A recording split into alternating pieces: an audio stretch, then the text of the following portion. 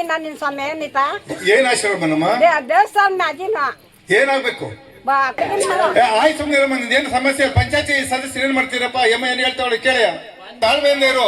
ಇದುವರೆಗೂ ಇರ್ಲಿಲ್ಲ, ಈಗೆಲ್ಲ ನಲ್ಲಿ ಹಾಕ್ಸ್ತಾ ಇದೀವಿ. ಇದುವರೆಗೂ 25 ವರ್ಷ ಏನ್ ಮಾಡ್ತಿದೆ, ಈ ನಲ್ಲಿ ಹಾಕ್ಸಿ ಕೊಡ್ತಾ ಇದೀವಿ. ಸುಮ್ನಿರು, ನಲ್ಲಿ ಹಾಕ್ಸತಕ್ಕ ನೀರ್ ಬರತಕ್ಕ ಸುಮ್ನಿರು, ತಾಳ್ಮೆಯಿಂದ ಇರ್ಬೇಕು. ಈಗೆಲ್ಲ ಹಾಕ್ಸ್ತಾ ಇಲ್ವಾ, ಊರಿಗೆ ನಲ್ಲಿ ಹಾಕ್ಸ್ತಾ ಇಲ್ವಾ?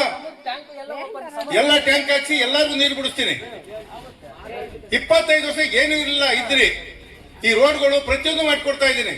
ಏನೇನ್ ಕೆಲಸ ಬೇಕು, ಏನ್ ಪ್ರಾಬ್ಲಮ್ ಇರ್ತೀನಿ, ನೀರು ಕುಡಿಯೋ ನೀರಿನ ವ್ಯವಸ್ಥೆ ಇರ್ಬೋದು, ಹಾಸ್ಪಿಟಲ್ ಎಲ್ಲ ಮಾಡ್ಕೊಡ್ತಾ ಇದೀವಿ. ತಾಳ್ಮೆಯಿಂದ ಇರು. ಇದಕ್ಕೆ ಬೈಚಾಪುರ ಒಂದು ಪಂಚಾಯತಿಗೆ ಅಚ್ಚುಕಟ್ಟಾದಂತ ಒಂದು ಪಂಚಾಯತಿ ಕಟ್ಟಡ ಆಗಿದೆ, ಸುಂದರವಾಗಿದೆ. ಟೇಬಲ್ ಚೇರು ಎಲ್ಲ ಕೂಡ ನೆಮ್ಮದಿಯಿಂದ ಕೆಲಸ ಮಾಡಬೇಕು. ಸದಸ್ಯ ಯಾರೇ ಗೆಲ್ಲಿ, ನೆಕ್ಸ್ಟ್ ಪಂಚಾಯತಿ ಎಲೆಕ್ಷನ್ ಬರ್ತದೆ, ಯಾರೇ ಗೆಲ್ಬಹುದು ಸೋಲ್ಬಹುದು, ಅದ್ರ ಪ್ರಶ್ನೆ ಬೇರೆ. ಆದ್ರೆ ಯಾರು ಗೆದ್ದಿರ್ತಾರೆ, ಜನಗಳ ಸರ್ವಿಸ್ ಮಾಡಕ್ಕೆ ಒಂದು ಜಾಗ ಬೇಕು, ಒಳ್ಳೆ ಕಟ್ಟಡ ಬೇಕು. ಜನ ನಿಮ್ ಸಮಸ್ಯೆ ಹೇಳ್ಕೊಂಡು ಎಲ್ಲಿ ಹೋಗ್ತೀರಿ, ಪಂಚಾಯತಿ ಆಫೀಸ್ಗೆ ಬರಬೇಕು.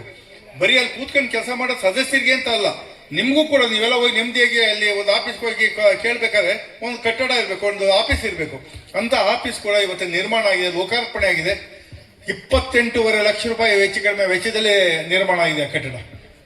ಇವತ್ತು ಲೋಕಾರ್ಪಣೆ ಮಾಡಿದೆ. ಅದನ್ನ ನೀವೆಲ್ಲರೂ ಕೂಡ ಬೈಚಾಪುರ ಪಂಚಾಯಿತಿಯ ಸದಸ್ಯರು, ಅಧ್ಯಕ್ಷರು, ಇಲ್ಲಿಯ ಜನತೆ ಎಲ್ಲರೂ ಕೂಡ ಅದನ್ನು ಉಪಯೋಗಿಸ್ಕೊಳ್ಳಿ ಅಂತ ಹೇಳ್ತಾ, ಹಾಗೇನೆ ಅಭಿವೃದ್ಧಿ ಪಥದಲ್ಲಿ ಹೇಳೋದಾದ್ರೆ, ನಾನು ಬಂದು 2.5 ವರ್ಷ ಕಳೀತು.